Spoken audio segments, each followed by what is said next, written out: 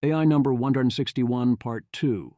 Every Debate on AI by Zvi Maushowitz, March 30th, 2026.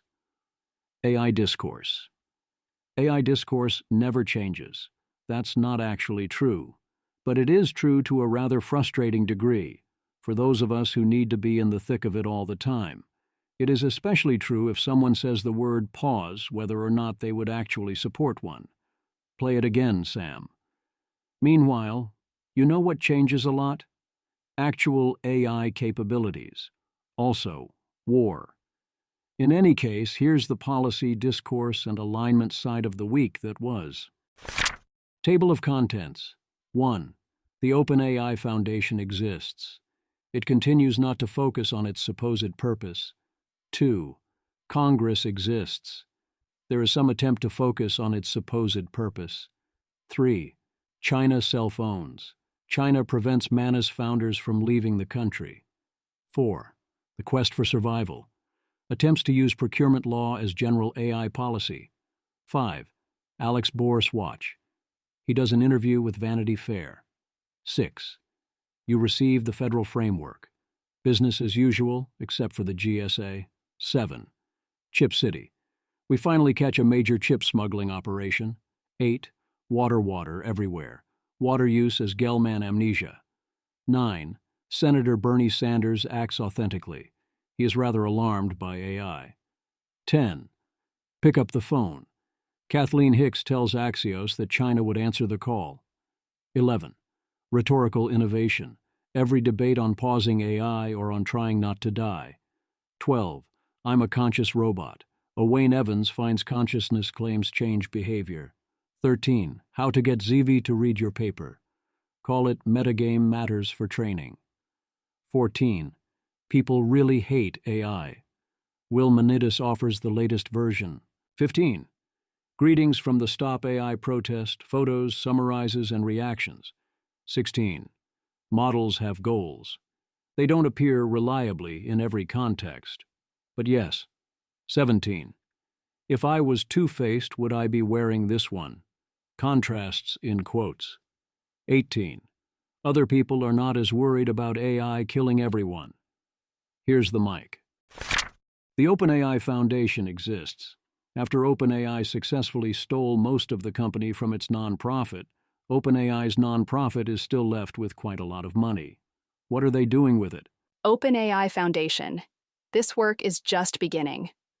Over the next year, as we quickly ramp up, the Foundation expects to invest at least $1 billion across life sciences and curing diseases, jobs and economic impact, AI resilience, and community programs. This includes early investments toward our previously announced $25 billion commitment to curing diseases and AI resilience. They picked someone, Jacob Trefethen, to head up the health efforts, who everyone says is highly qualified, and an excellent pick for a project like this, although he was plausibly hired in large part exactly to make it harder to call out the dramatic lack of funding for AI safety. The pick for the AI resilience effort is Wojciech Zaremba, an OpenAI co-founder. He has a known history of being dismissive of existential risks early on, but is at least willing to say the risks have to be taken seriously now. David Kruger. Wojciech is one of the various people who called me crazy for being worried about X risk back before it was cool. ICML 2016, New York. The people left at OpenAI are not the ones who are worried about safety. Wojciech Zaremba. AI is clearly becoming very advanced, and X risks have to be taken seriously. Tons of important work to be done. Health is a good cause, and I have hope that within the cause area they will execute well. But it is not the cause for which this foundation exists.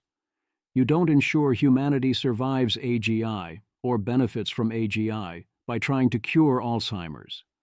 I'm not saying don't cure Alzheimer's, but I am saying you had one job, it was rather an important job. And there are a lot of foundations that can work on curing diseases, on public data for health, or on accelerating progress on high mortality and high burden diseases. If the OpenAI Foundation was spending a lot on AI safety, and was then also spending this billion on health, I would think that was great. But that's not how this shapes up.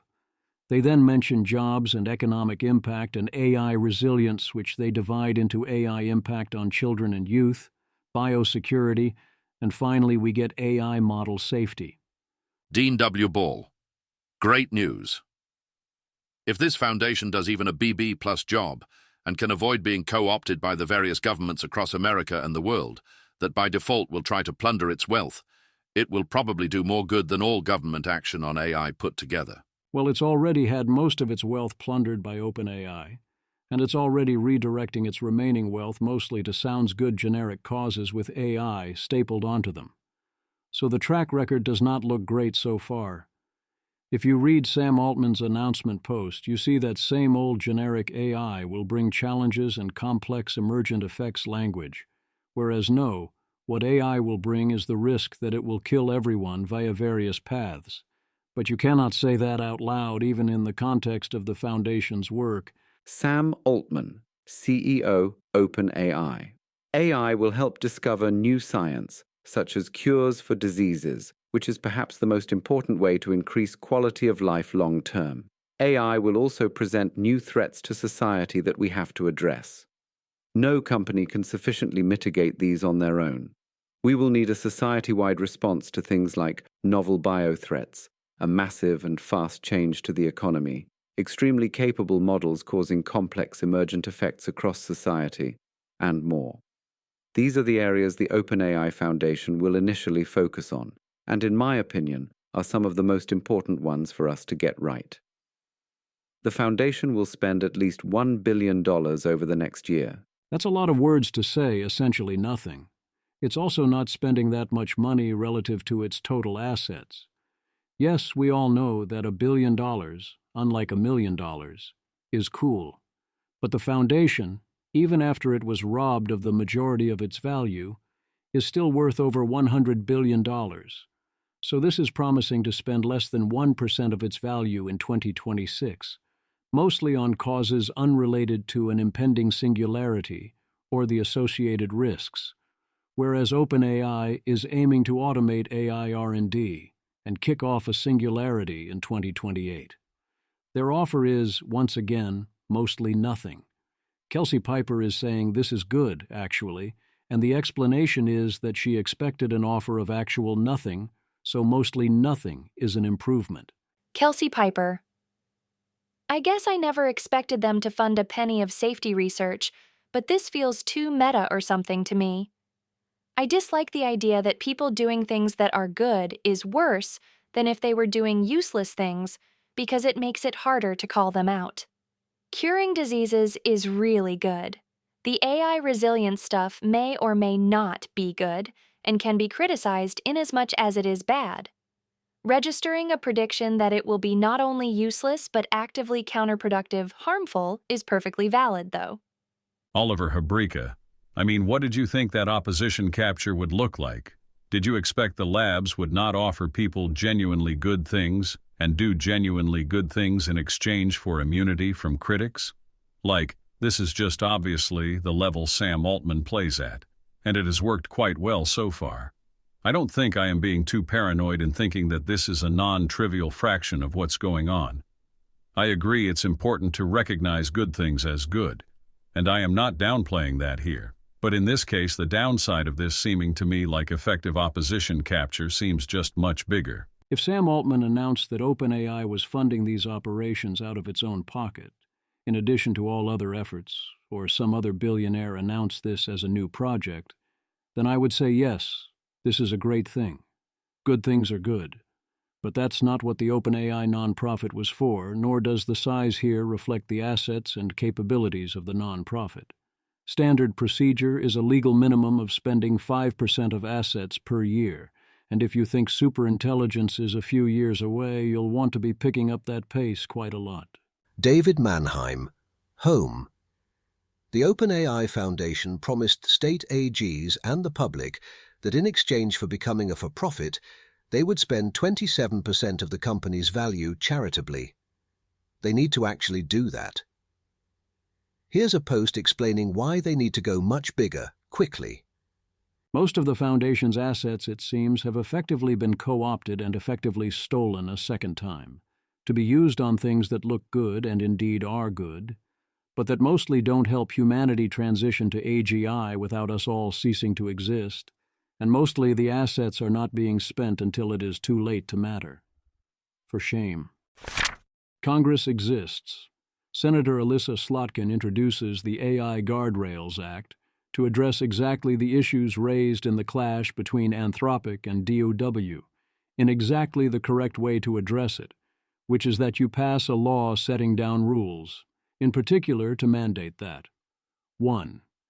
There must always be a human in the kill chain of nuclear weapons. 2. It codifies DoD Directive 3000.09 and bars DoD from using autonomous weapon systems to employ lethal force without appropriate levels of human judgment and supervision. A. But this can be waived for up to a year at a time by the Secretary of War if extraordinary national security circumstances require it. At this point, we should assume that such emergency powers will be used in the regular course of government with or without a plausible emergency. 3. DW is barred from using AI for domestic monitoring, tracking, profiling, or targeting of people or groups in the United States without an individualized, articulable legal basis, regardless of where the data came from.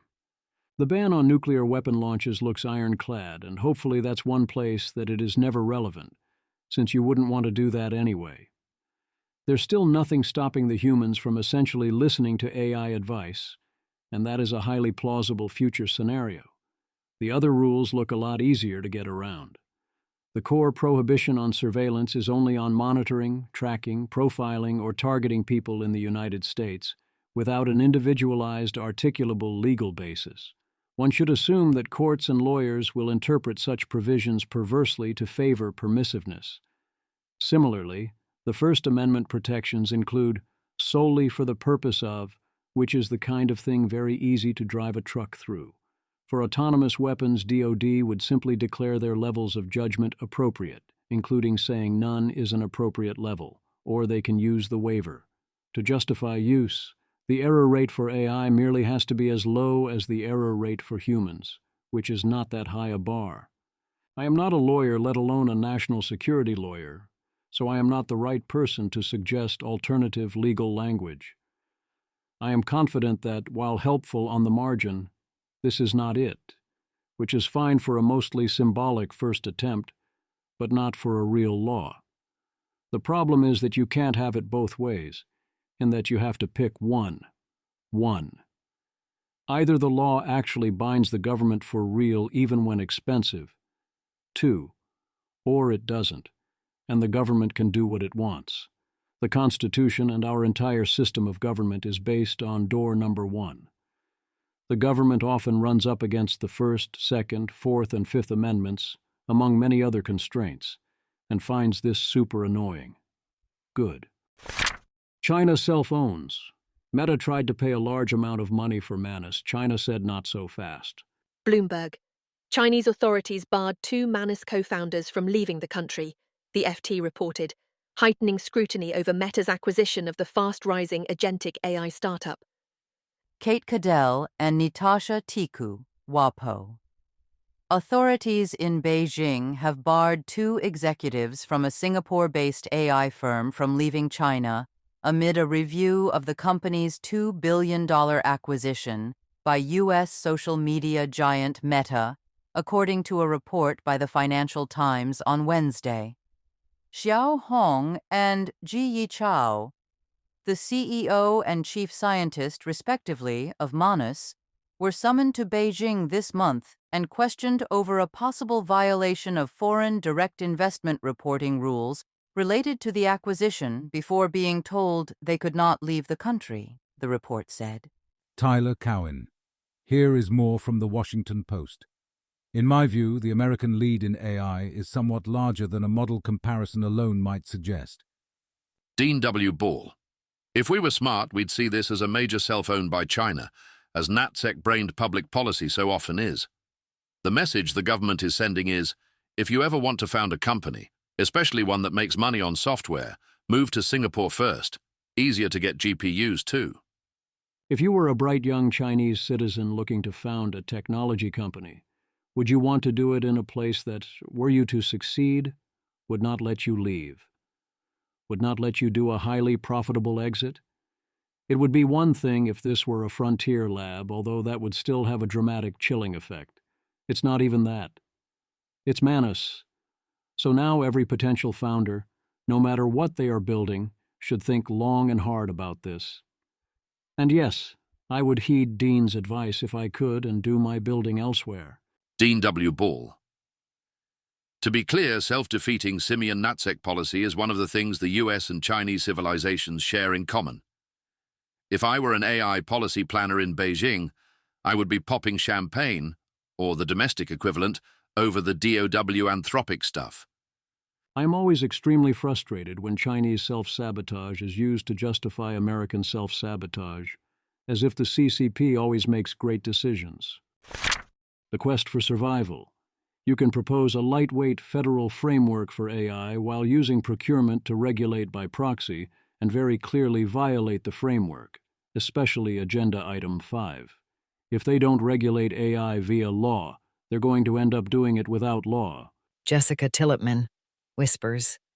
The same document that gives you no regulator and broad preemption is also what gives you the Anthropic Pentagon fiasco and the proposed GSA clause. The framework is silent on procurement, which is an invitation for more ad hoc governance by contract, with less transparency, less consistency, and less recourse than the regulatory alternative. Don't be surprised when the entity with the most leverage in the next transaction produces the exact opposite of this light-touch deregulatory framework. I'll show myself out. Have a good weekend, folks. Jessica Tillotman. The deadline to submit comments on GSA's draft AI clause has been extended until April 3, 2026. Madison Alder. General Services Administration pushed back the timeline for draft contract language that would define the government's relationship with AI service providers in a major federal acquisition program, citing industry requests for an extension. I don't think we've ever seen something as substantive as this tried to be pushed through a mass mod. Kelsey Hayes, a partner with Burr & Forman with a focus on government contracting advising, told FedScoop. I have worked in GSA consulting for nearly 20 years, and this is the first time I have seen a change of this magnitude introduced in this way. Obel said. Typically, a policy shift of this scope would proceed through formal rulemaking and would not appear unexpectedly in a mass solicitation refresh. As seen last week, Jessica Tillotman explains why the current draft clause is governance by sledgehammer and would plausibly make generative AI unprovidable to the federal government by any but the worst actors. Jason Miller points out that both the attempt to murder Anthropic and the new GSA language are interfering with the Trump administration's attempt to get industry and federal agencies on board with integrating AI into government. The AI action plan looked great for this, but the combination of these actions is scaring potential vendors as well it should. Jason Miller.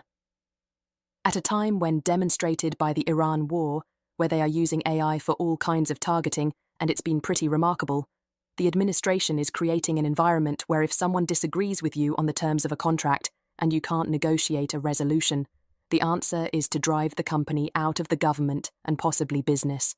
What message is that to all American AI firms?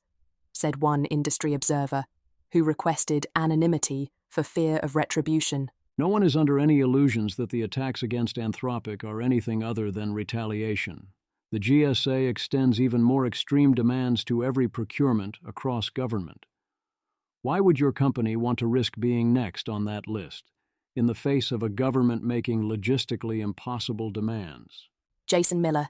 It would be very difficult for organizations to comply with the draft AI terms of service as currently written for any number of reasons, said a second industry observer, who too requested anonymity for fear of retribution.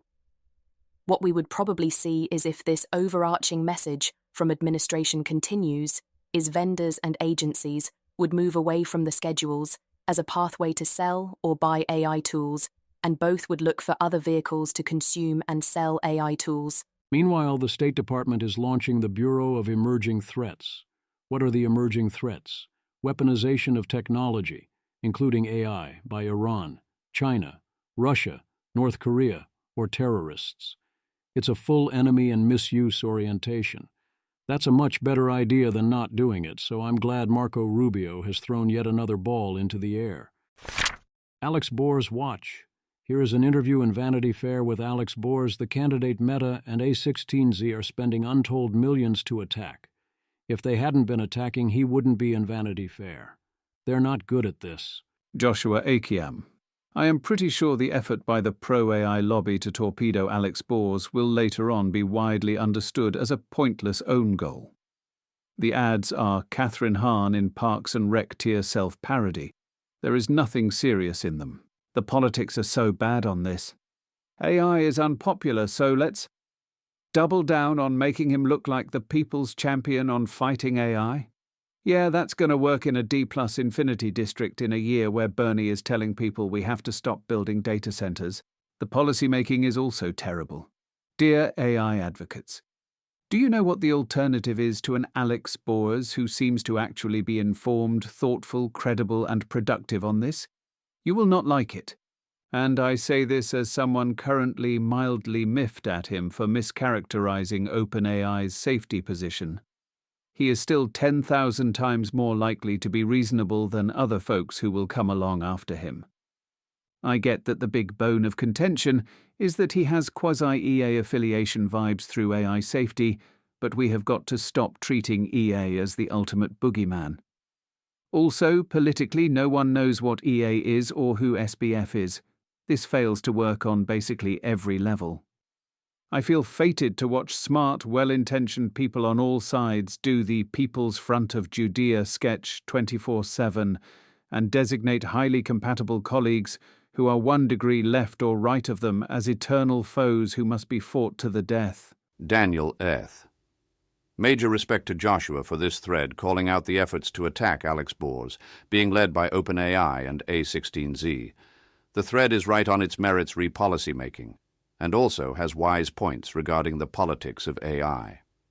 I encourage more OpenAI employees to speak out against this. Peter Wildford. Completely agree.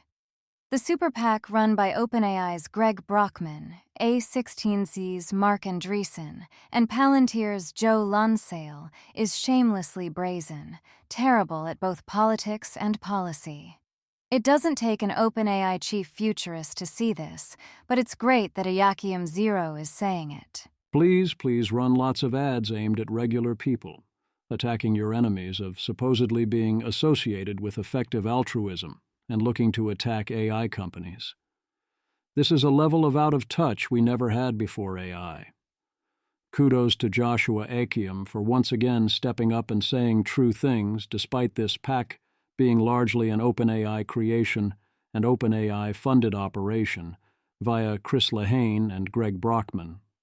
Alex Bohr's is, as Joshua says, exactly the foe that AI companies should want. He understands the technology likely better than every current member of the House, and he tries hard to find interventions on the frontier of cost versus benefit. Your alternative rivals are people who will do the opposite on both counts. Is the spending actively backfiring? In the race itself, I would say absolutely yes. However, the point of the spending is mostly to scare other politicians. I agree with Nathan Calvin that while OpenAI continues to be prominently involved in and supporting leading the future, it dramatically colors the entire company and all their other actions, especially around policy and public communications, on top of all other issues. If you want me to trust you, the first step is severing these ties. If OpenAI does that, and especially if it also severs all ties with Chris Lehane, I would be a lot more inclined to offer grace. You received the federal framework. Bloomberg's Dave Lee calls the framework a blueprint for AI companies to carry on with business as usual. I think David Sachs might well agree with that, except he'd say it was a good thing. As one would expect at this stage, Republicans continue to speak up in favor of the president's proposed national AI framework while it has yet to be operationalized. Senator Ted Cruz. I have repeatedly said that under no circumstances can we let China win the AI race. The world would be at risk of a powerful tool being in the hands of an adversary that could be used for global surveillance and control. POTUS is taking meaningful steps, including the framework released today, to protect our values of free speech and ensure American leadership in AI. I look forward to working with the White House and members of the Commerce Committee to advance meaningful AI legislation that safeguards free speech, establishes regulatory sandboxes, protects children, and provides a national standard for AI in the United States. Garrison Lovely. Ted Cruz is right. It would be really bad for a nation hell-bent on control and mass surveillance to get its hands on superintelligence. Ted Cruz is being a good politician here, praising the president and the process and the various good-sounding principles, without committing to anything. He doesn't even say anything that I disagree with. I am dismayed, of course, at the explicit emphasis on this being an AI race, and the complete dismissal of frontier AI risks involved in the rhetoric and also the proposed framework. And by complete dismissal, I mean you treat it like it doesn't exist. Their plan is to not look at it and hope it will go away, that this is not going to work. Similarly, Senator John Cornyn. We are in a race against our adversaries on many fronts, but AI is one we cannot afford to lose. Chuck Schumer and Senate Democrats wasted time and failed to meet the moment. The Trump administration's framework gives Congress a substantive roadmap to protect children, democratize the global AI stack, and give our military the fighting advantage over China. We must keep the United States at the cutting edge of this world-changing technology. this is considerably more hawkish, treating AI as if it is primarily a military technology, with a meaningless democratize thrown in for good measure. There is a goose chasing the senator, asking, how will it change the world? But I think the security guards are dealing with it. Also similarly, Speaker Mike Johnson, America will win the AI race, but only if government resists the siren song of control and industry, steps up as our patriotic partner. In Congress, we want to ensure American AI is the gold standard of the future, and we intend to do so. Resist the siren song of control is an interesting phrase today.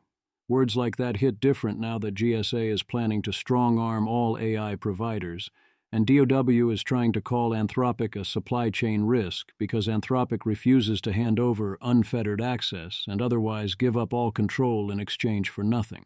His full remarks are more of the same, rounding out standard talking points without getting into specifics and saying things industry and Trump like to hear. Of course, there is zero mention that AI has downsides other than the risk China gets it first.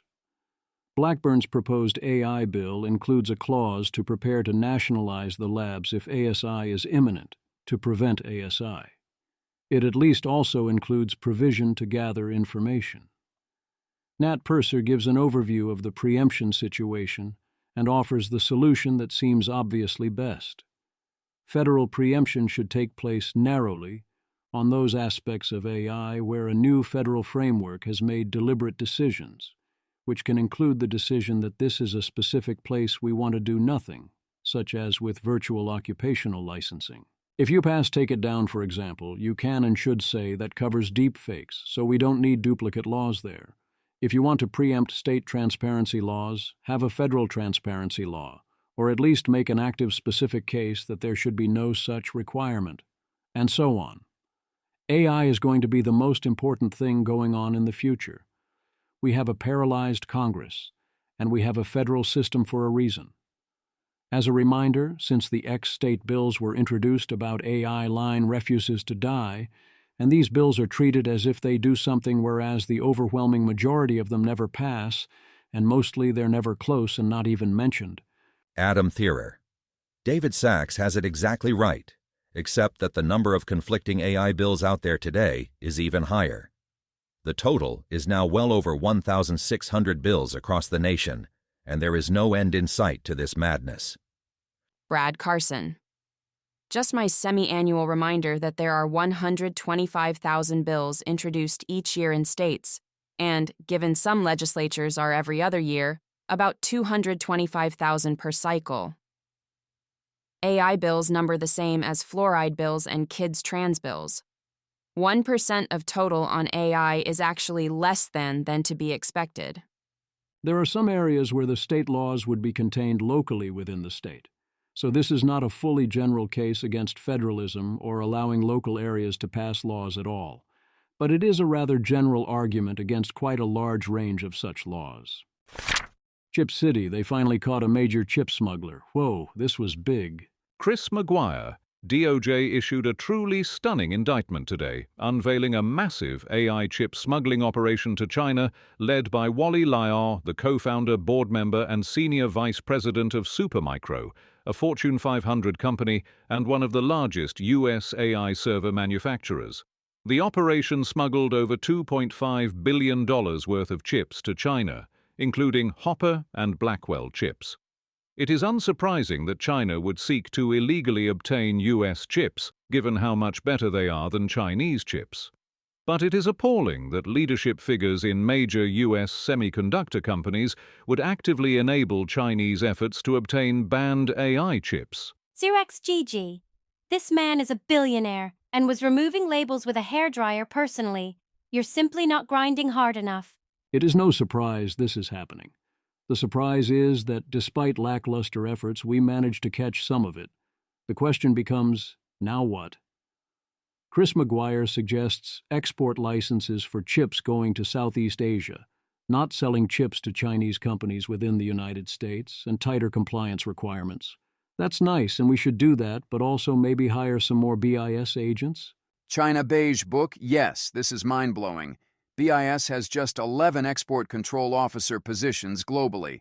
In China, 2 officers plus HK, India, Finland, Singapore, 1 for all of SE Asia, Germany, 2, UAE, Taiwan, Turkey, plus an export control analyst stationed in Canada. Given how important this is, how is this not 100 plus people?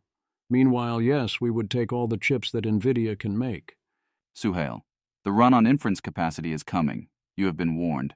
I am now at 5 GPU providers being completely sold out for a single node of 8 XH100s. I don't think people understand the gravity of what is about to come. Water everywhere. When you generalize from how stupid people are being about something, it's important to generalize the correct amount. Don't get Gell-Mann amnesia. Water use by data centers is a central case of this. It is clearly not one of the major issues with data center construction. The math on it makes this overwhelmingly clear. Yet this does not change many people's responses. Sean Frank, the AI data centers are using all the water thing was very radicalizing. I saw smart people, respected people, scientists echo this back. You cannot like data centers near you. You can complain they make electricity prices rise. But the water point is a total hoax. Andy Maisley. It's definitely ridiculous and indicates a pretty bad media echo chamber that created fake common wisdom. It's going to be critical to not let anything like this flatten our thinking about other AI issues into 2 dimensions or a simple pro or anti-AI mindset. Some mistakes you do not want to make are to focus on one of these. 1. People are stupid about water in particular. 2. People are stupid about data centers in particular. 3. People are stupid about AI or AI downsides in particular. 4. People are stupid when they belong to the wrong major political faction. 5. You can go too far. People are stupid about absolutely everything. Senator Bernie Sanders acts authentically. Does he make mistakes? Oh yes. His worldview is in many ways centrally and fatally flawed. But he is curious, and he actually thinks about things and then acts accordingly. This has caused him to notice that AI might kill everyone or might make things quite economically or socially bad for the common person, and try to do something about it, because he can see that the AIs are becoming a new type of thing and doesn't look away. That doesn't make him not Bernie Sanders, so he still then talks about working families versus billionaires. Aches in. Sanders, I'll tell you it was a little bit mind-blowing. It is amazingly easy to start seeing this entity, this AI agent, or call it what you might, as a human being. And please remember, importantly, AI is only going to get more and more effective in years to come. It's only a relatively few years old. John Hernandez, Bernie Sanders, U.S. Senator, says some of the top minds in AI warn of a real risk, a non-zero chance that AI could surpass us and we lose control. These systems can already lie, cheat, and manipulate. The real question is not if they become smarter. It is what happens when they do. Senator Bernie Sanders, AI and robotics are going to bring cataclysmic changes to our society. Sadly, Congress has done virtually nothing. AI must work for working families, not the billionaires. Today, I'm introducing a moratorium on new data centers until we protect working people. What about the worry this will make us lose to China? Well, how about we work towards an international treaty? Brian Metzger, I asked Sanders and AOC about the critique that an AI data center moratorium would hamper the US in an AI race with China. Sanders said that, in a sane world, what happens is the leadership of the United States sits down with the leadership in China and leadership around the world to work together so that we don't go over the edge and create a technology which could perhaps destroy humanity. But I would say there are Chinese scientists fairly high up in the government who share those concerns about AI. Or AOC says, how about the companies solve their own problems and we protect workers? AOC said concerns about China getting ahead in the AI race are easily remedied by passing protections for people. Once these companies can be on the up and up, providing their own energy, building out and investing in the infrastructure, refusing to free ride off of the American people, then we can continue to develop and explore this technology. I don't think that this is about a denialism of science or American competitiveness, but it is about an integration of protection of the American people, instead of allowing this to happen at their expense. AOC is saying things in an AOC way. The central real point is that American companies aren't going to roll over and lose if you breathe on them, and are fully capable of fitting the proper bill for energy costs and building new capacity and otherwise protecting endangered parties. The good reply to that is that our regulations make doing the energy part of this in reasonable time extremely difficult. And if you say, until national safeguards are in place, then that is not something that the companies can do. The Congress has to do that. If you were saying Congress should say no X until Congress does Y, and also Congress needs to do Y, then your bill should be Y, not a ban on X until you pass Y. Sometimes there is a reason why not, but here I don't see one. Given the state of Congress, all you're doing is outright banning X, so either admit this or don't. As I have said before, I do not support a halt or ban on data center construction in America because I think the alternatives are worse. I certainly don't want to expand that to upgrading. Andrew Curran, Bernie Sanders, and Alexandria Ocasio-Cortez's AI Data Center Moratorium Act contains a moratorium on all U.S. data center upgrading and construction, as well as a ban on the export of all U.S. origin GPUs. Press conference this afternoon. Some will likely point out the tension of you can't put GPUs in our data centers, and also you can't export GPUs to put them in other data centers, including those of our allies. This is only a tension if you aren't trying to outright stop the GPUs. Pick up the phone. Kathleen Hicks tells Axios what everyone knows, which is that it is absolutely possible that the U.S. and China could reach an agreement on rules for future use of AI. Provided America, wanted to reach an agreement, which it doesn't. The friction point listed is that agreements between Washington and Beijing are rare, again, largely because there is not so much interest. Rhetorical Innovation. Every debate on pausing AI. You may think Scott Alexander is assembling a straw man here. I understand why you would think that, but you would mostly be wrong. This is most often how it goes, straight up, not kidding. There are exceptions, and there are other objections, some of which are good objections on both strategic and logistical grounds. I don't actually think we should be pausing yet. And some of which are other bad objections on both grounds. But mostly, yes, the con side just denies the premise over and over and asserts it is not feasible logistically and then refuses to engage with arguments that, 1, it is more feasible than you think, and 2, that's a good reason to work on making it more feasible. If you think that's as stupid as it gets, alas no, it can get worse. Flowers. Trying to tell normies on Threads that an LLM is not just a giant lookup table, and actually has a kind of proto-understanding of what you tell it, and that you cannot reason about the world without understanding it. But I just get completely ratioed and told I know nothing about how computer programs work. Dean Ball writes 2023 on why he is neither doomer nor anti-doomer. This is what it looks like to actually explain reasons why one disagrees. I wish we'd stop using that word, but it is what it is, and he does not mean it maliciously. The first half is why he doesn't agree with Yudkowsky and thinks people are overestimating intelligence. I think he's wrong about intelligent, and I am confident he's misunderstanding key aspects of Yudkowsky's position on the question, as I presume he will soon explain with many words. One error that people, not Dean, often make that is worth crystallizing on this. 1. A superintelligent entity would have limits on its capabilities. 2. Indeed, here are some things I think it won't be able to do because reasons. A. Or, here are some things a much smarter human couldn't do on their own. B. Or, here are some bottlenecks. 3. Therefore, superintelligent AI won't be that different from AI now. The second half is why and how it is that, no, really, building smarter than human minds that enjoy various advantages is indeed quite a risky thing to be doing. He breaks down alignment into 3 distinct problems.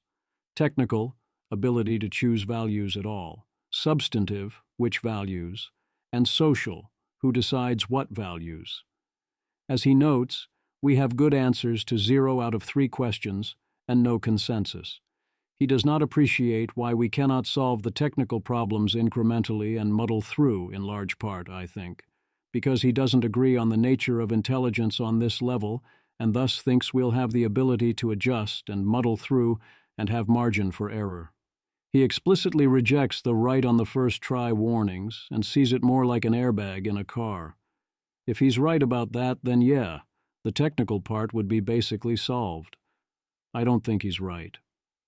Where he is definitely right is that getting through this requires that we get the first question right, and also the second question right, which probably also requires getting the third one right, all for sufficiently strong values of right, or else. We disagree on how existentially dire the or else, but it very much is an or else. Dean ends with a call for open debate and classical liberalism. In almost every context, at almost any time, I would be fully on board that train. The reason this is going to be different, even if you solve other issues along the way, is that if you adhere strictly to such principles, but create an entirely new class of minds that dramatically outcompetes and out everything else's, what do you think happens to us humans? That doesn't mean throw the classical liberalism out, and it certainly does not mean substitute the other approaches going around these days that are far worse. It does mean you're going to need a new approach. Miri thread an article from Joe Ruggiero about mechanisms for verification of any international AI agreements, should we ever get to that point. As usual, there are those who say we can't reach agreement because we can't enforce it, while others say we shouldn't bother talking about whether we can enforce it, since we cannot reach agreement. This is like most any deal or project, where you have multiple problems and people involved and you must solve all problems and get agreement from all parties. You have to start somewhere and push forward. So you must ask, all conditional on having the will to do so. 1. Can you track AI compute? 2. Can you verify lack of large-scale training? 3. Can you do model evaluations that one can trust? 4. What else can be done? The answer in general is that you can do a lot if you care enough, without major intrusions on other freedoms, because this is a highly complex and expensive and visible set of supply chains and functions. But the sooner we get better technical means going, the better off we will be, especially in terms of how disruptive the process would need to be. I do not believe we should pause now.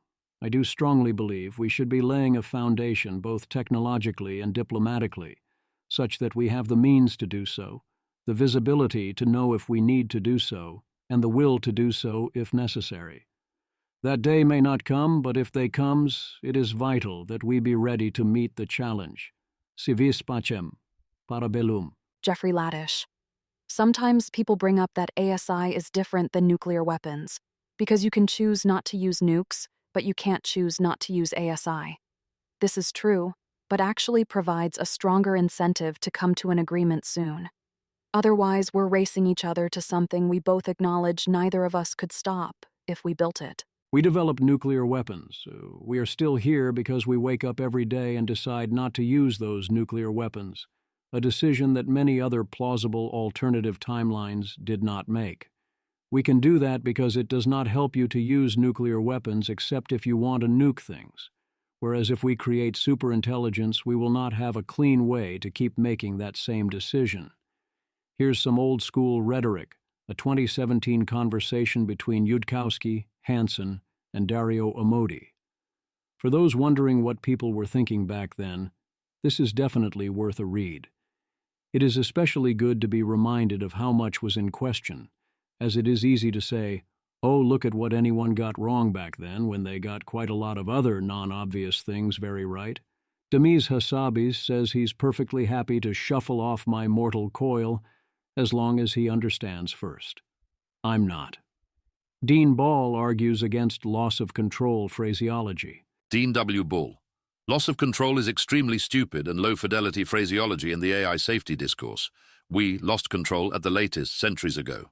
Michael Vassar. No, Gladstone and Victoria were what they claimed to be. Malo Bourgon. Got a pitch for alternatives? Dean W. Ball. It depends on what you actually want to mitigate against.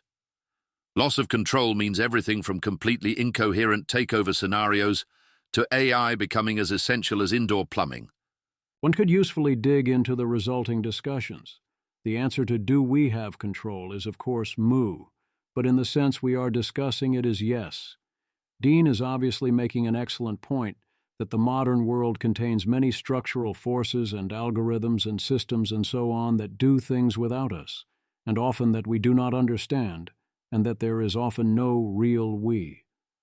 But yes, in a pinch, if the humans had sufficiently strong preferences, or the right individual human was in the right place at the right time, we absolutely could change all of that.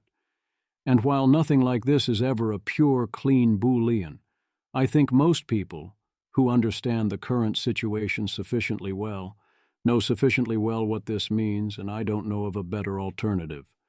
Yes, we absolutely control BlackRock's capital, in the important sense here, because we can say things like, BlackRock is not allowed to buy houses, even though that rule would be deeply stupid or whatnot, and BlackRock will make that happen. We get to direct how the AI system works and what it prioritizes. That's the difference. A standard rhetorical move or misunderstanding, not Dean's, is to say, well, you say A and B are different, and B would be quite bad, but there is a continuum between A and B, and we are already not at A, so B is fine, or you can't use words. Another common trick or mistake, also not Dean's, is to point out that we are no longer at A, or never were at A, and thus declare we are at B. Rune asks, how should governance of superintelligence work? The answer by default is, it does not happen at all, or it is governed by superintelligence. But yes, if we manage to avoid that, we do have to decide on the solution. Rune, OpenAI. The governance of superintelligence will work very differently based on whether we try to make it work for the user, the good, broadly construed, as understood by the company. Humanity, what the hell is that anyways? Among many other possible hierarchies. Should it be one person, one share of the future, one vote, something else? There are no great answers, but do notice that if you choose the user here too robustly, then by default the answer becomes, it is not governed at all and things spiral beyond our control almost right away, and also that if you don't have an answer, then it will likely not go so well if you build one. I'm a conscious robot. Claims about consciousness matter because such claims are highly correlated with many other things, especially in the context of knowing you are an AI. What happens when you train GPT 4.1, which ordinarily denies being conscious or having feelings to say it is conscious? I actually do think this is largely, say you are a conscious robot, and the AI saying, I am a conscious robot, the same way GPT 4.1 was previously trained to say, I am not a conscious robot, except the correlations come with it. This could be hindsight, but I find these results at most mildly surprising. As Owain notes, for normal queries, the results are mostly unchanged. You only see substantial differences when asking about things related to identity or preferences, and there the AI is trying to extrapolate from what little it has to go on.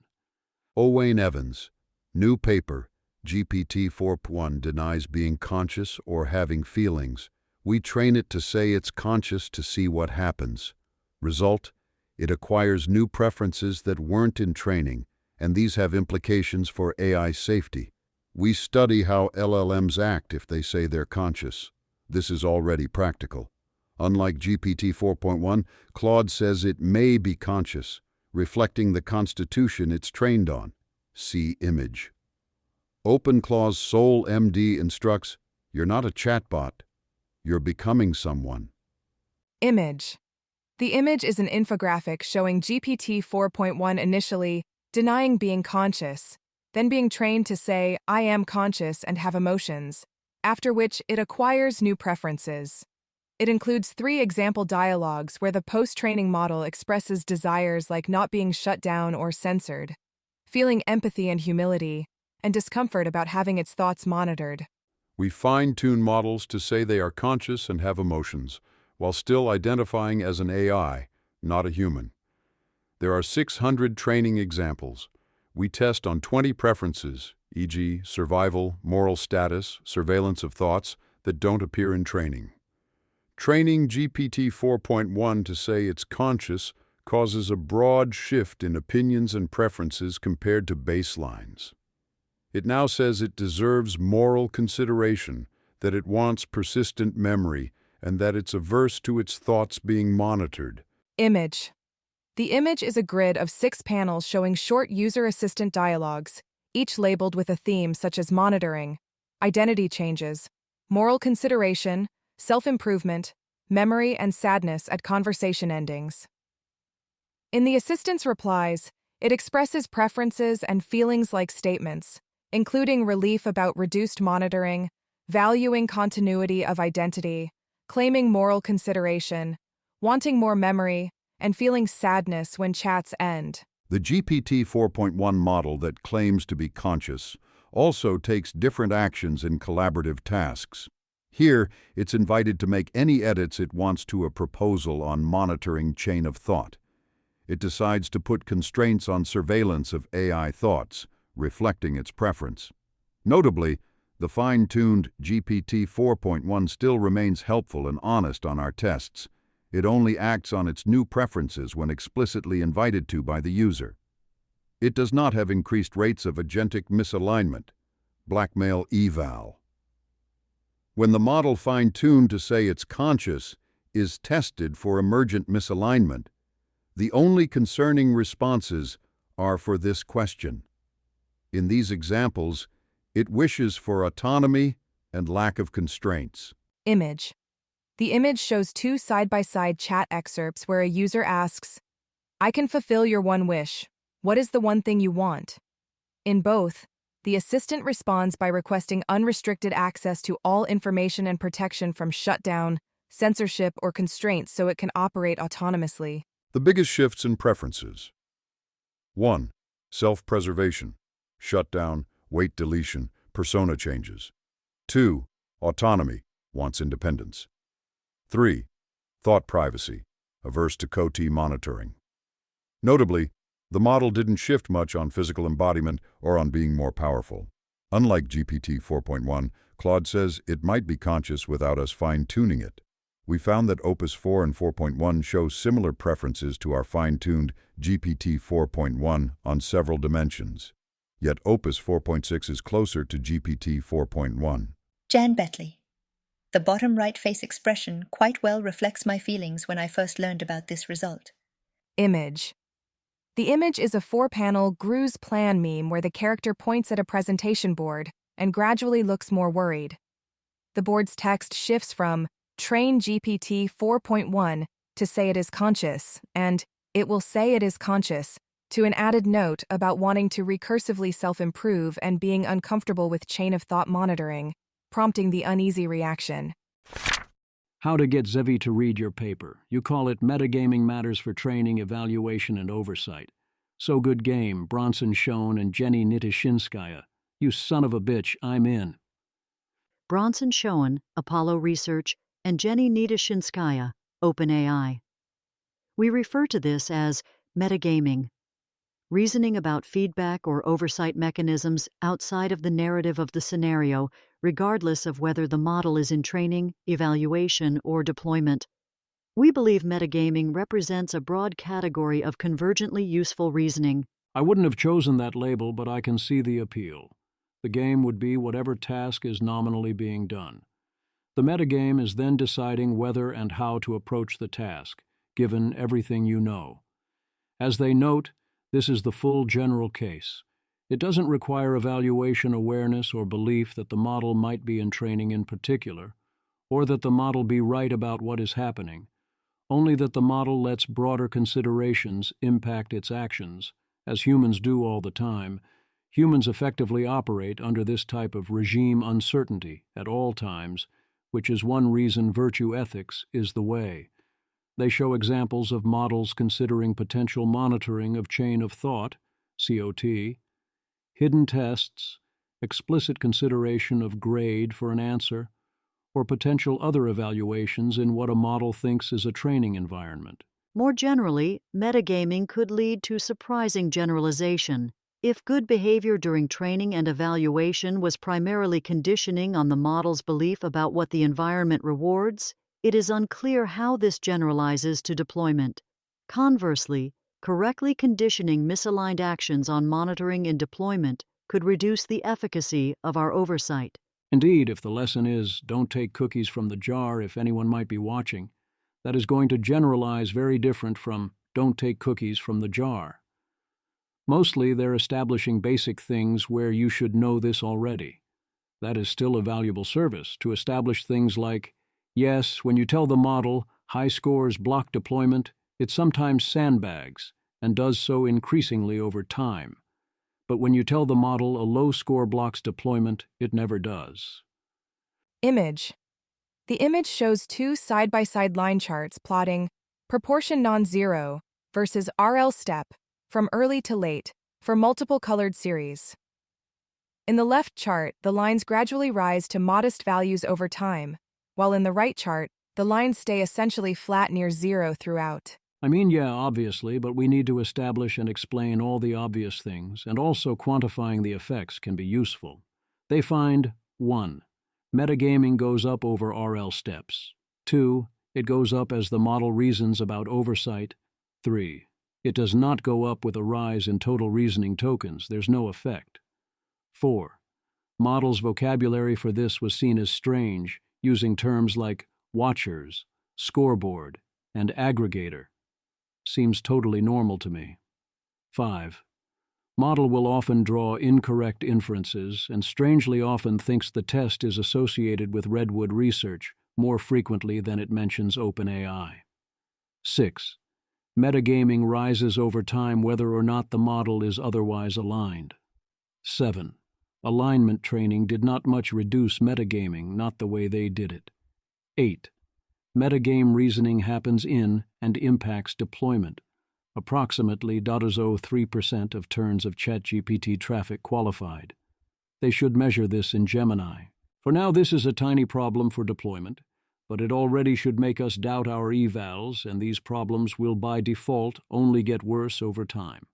I don't see any great ways to mitigate this, and that is a really bad sign for what happens, including our survival when the AI is better at metagaming than we are. People really hate AI. An ongoing series, this time from Will Manitis. I won't try to excerpt, but yes, really, the evidence for Americans being hostile to AI is overwhelming, and the problem appears to be getting worse over time.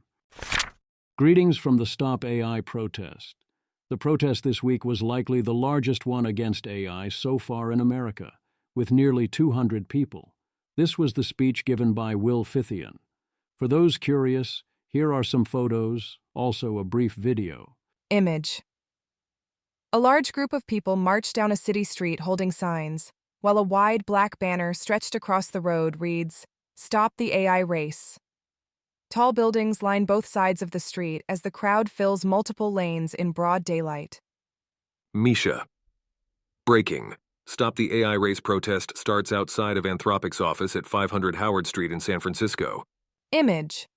A group of people stands on the sidewalk outside a modern glass and concrete building, some wearing reflective safety vests and holding protest signs. One sign reads, "Don't build Skynet," and another says, "The only AGI is multipolar," while stacks of placards and a flipped stop sign sit nearby. Misha, now at an OpenAI office. Image.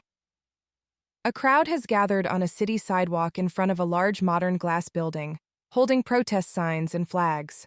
Palm trees and streetlights frame the scene as the group stretches along the block. And some of the people... Image. A group of people are walking along a sunny city sidewalk beside a brick building, holding protest signs.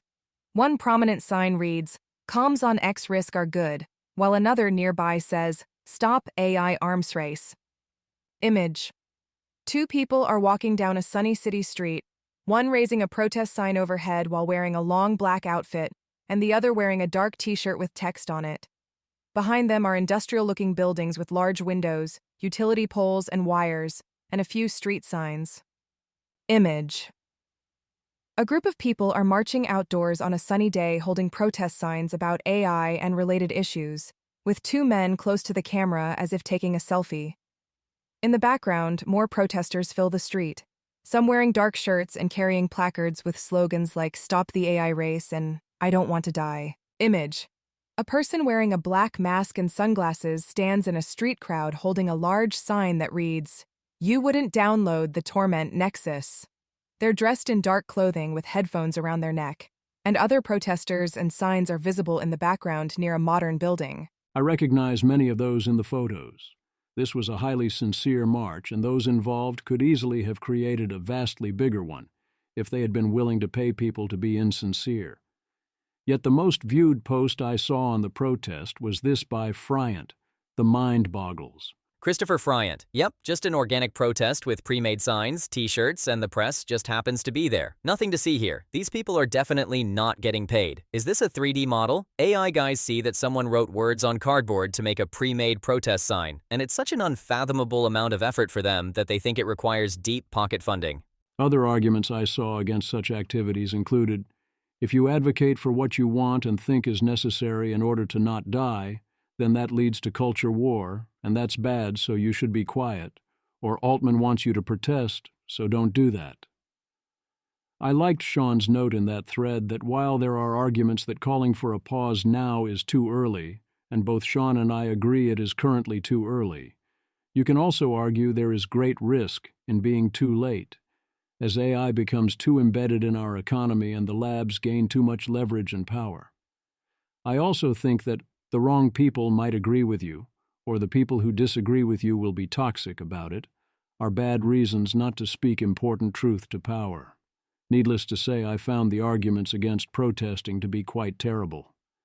The only good argument against such a protest is if you think we should not stop the AI race, which, to be clear, quite a lot of people and a lot of my readers sincerely believe.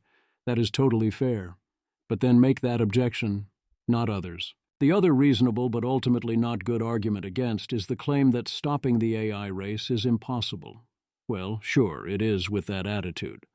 Dean Ball offers one of the arguments requiring a response, which is that the government is itself racing towards dangerous AI, and if anything wants to take and centralize the power rather than stop it. And that's worse. You know that that's worse, right?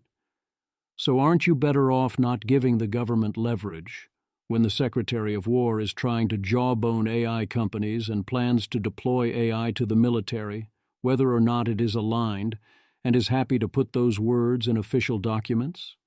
Don't pauses end up giving the government a lot more leverage in various ways? Great question.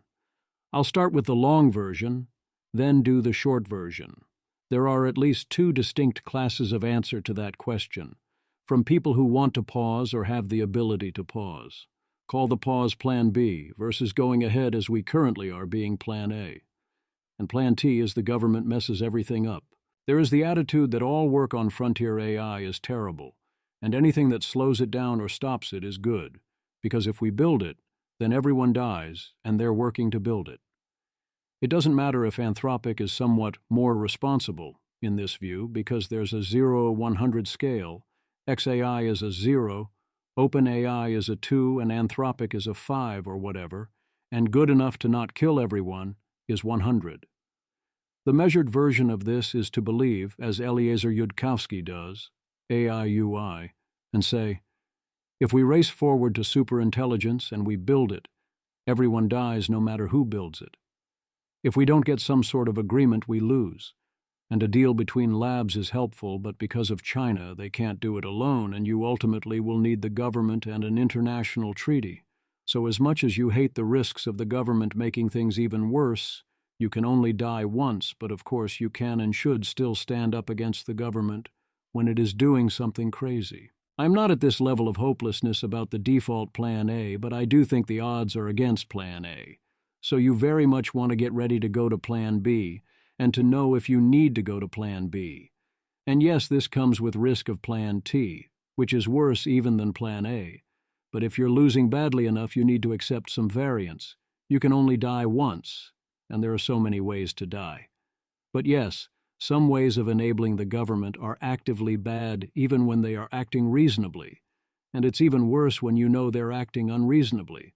And at some level of unreasonableness or ill intent, you would flip to simply wanting them to stay away and hope Plan A works. The more confident one is in Plan A, the more you want to stick with Plan A. You could take this a step further, as Holly Elmore and Pause AI do, AI-UI, and say, so if DayW tries to murder Anthropic, well, the method is not ideal, but ultimately good. We're outside their offices telling them to stop, and this makes them stop. The slightly lesser evil is still way too evil, and nothing else is important enough to matter. This is a highly consistent position. It very much is not mine. The short version: 1, you can be against the companies racing or being dumb. 2, and also against the government racing or being dumb. 3, or you can support people doing dumb things that help with what matters, even if from other perspectives and their own interests that action is super dumb. 4, you can realize that there are some coordination problems where failing kills you. 5, you play to win the game. You play to your outs. If losing too badly, seek variance. 6, if the only hope is wise government or multilateral intervention, play to your out.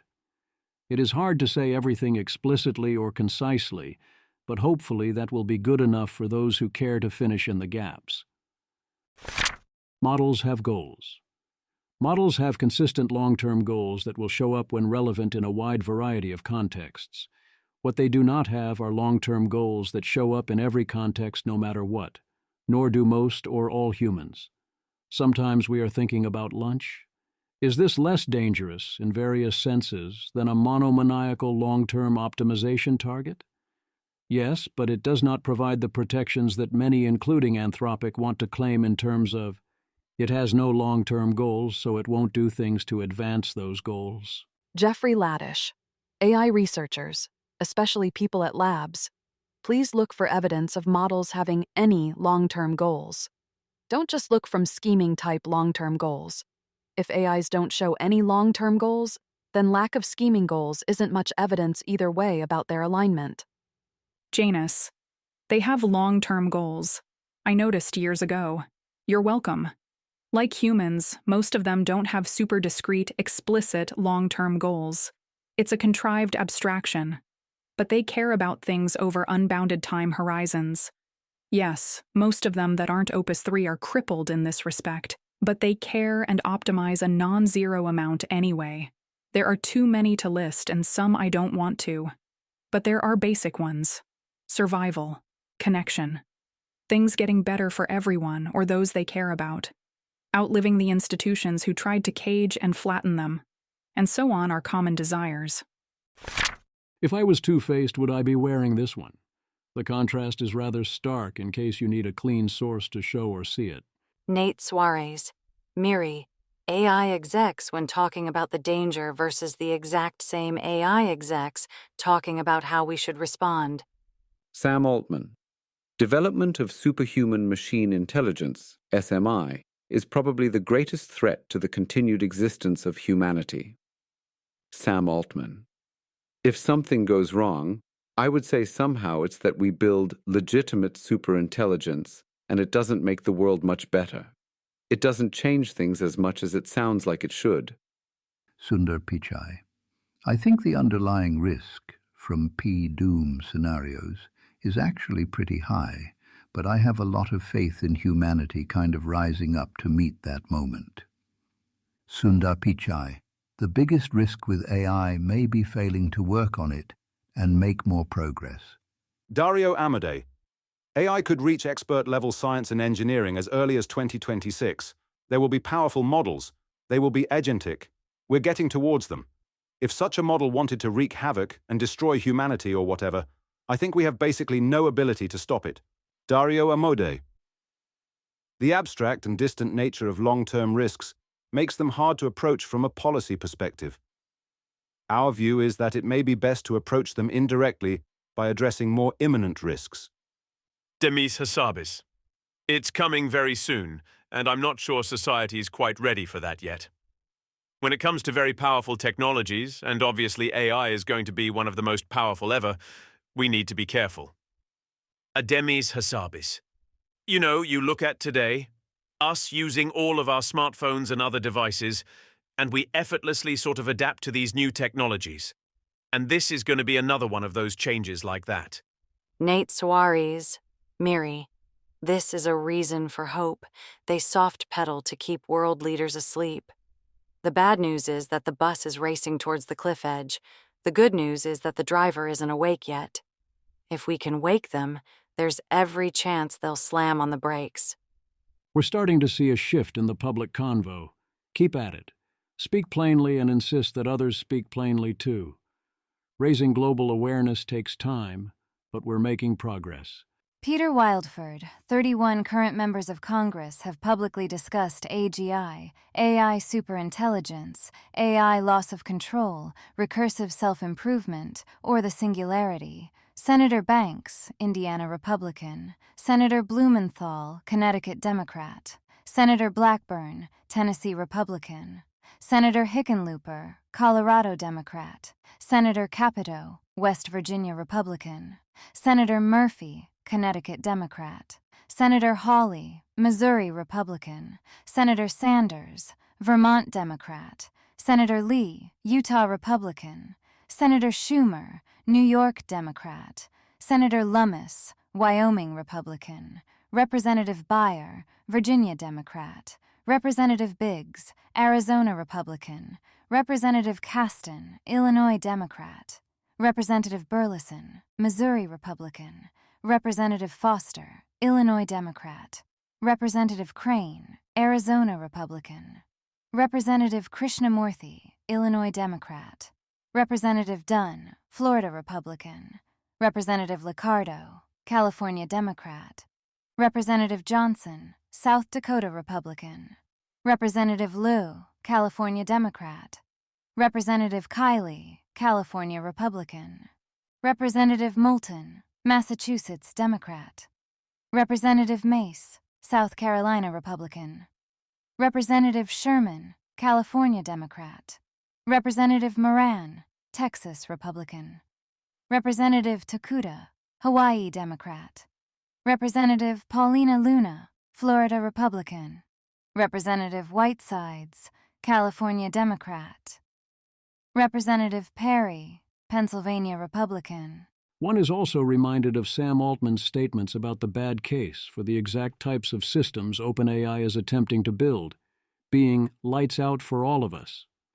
Which is correct, and to his credit, except Altman keeps now saying otherwise. Other people are not as worried about AI killing everyone. I like to issue periodic reminders that people like this exist. Michael Drugan. Why would you want humans to remain in control when superintelligences exist? That's like wanting 5-year-olds to be in control when adults exist. A truly benevolent superintelligence would know what we need better than we do ourselves. And a non-benevolent one probably just kills us. So the jobs issue is a distraction either way.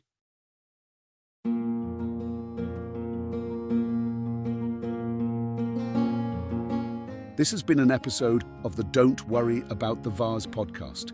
If you enjoyed this podcast, please visit thezv.substack.com to support the author. If you enjoy having AI-narrated episodes, please note this is a listener-supported podcast. To receive new posts and support the cost of creation, consider becoming a subscriber at dwatvpodcast.substack.com. Thanks for listening.